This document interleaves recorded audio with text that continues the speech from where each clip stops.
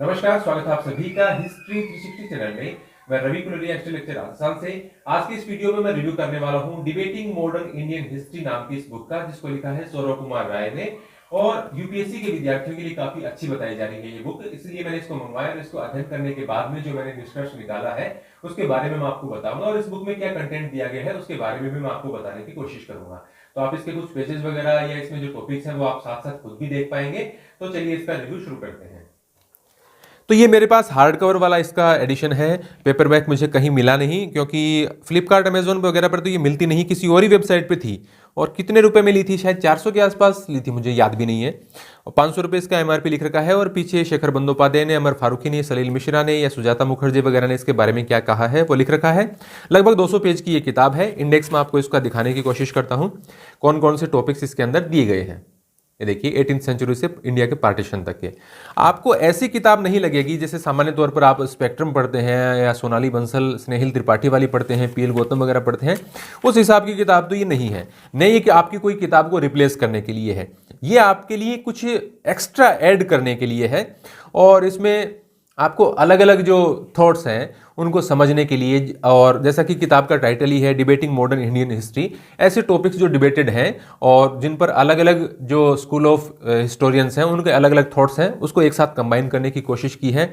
और एक अलग ही व्यू सामने आता है इस किताब को पढ़ने के बाद में।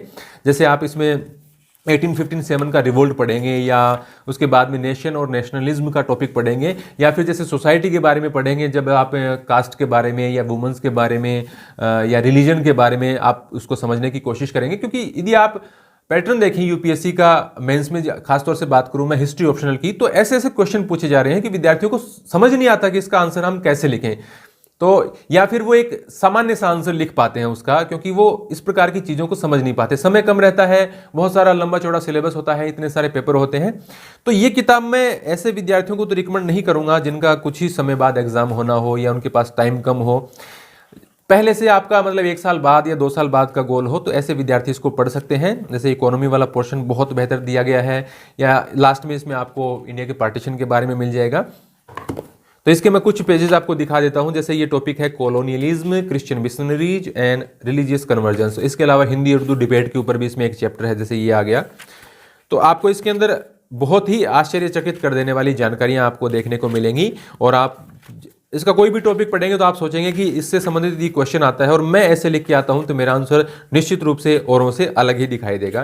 तो एक एडेड बेनिफिट आपको हो सकता है यदि आप इस प्रकार की किताबें पढ़ते हैं। तो समय कम है, एंड टाइम पर पढ़ना चाहते हैं, तो मैं इस प्रकार की किताब आपको बिल्कुल रिकमेंड नहीं करूंगा, ये जानते हुए भी कि ये बहुत ही बेहतरीन किताब है। लेकिन आपके पास काफी सारा समय है, हिस्ट्री आपका ऑप्शनल है, तो आप इस प्रकार की किताबें पढ़ सकते हैं। तो ये था मेरा review debating modern Indian history नाम की इस बुक का। आपको ये वीडियो कैसा लगा है आप जरूर बताएं। इसके अलावा आप प्लेलिस्ट जरूर चेक करें, आपके लिए बहुत सारे वीडियोस प्लेलिस्ट में मैंने डाले हुए हैं। धन्यवाद।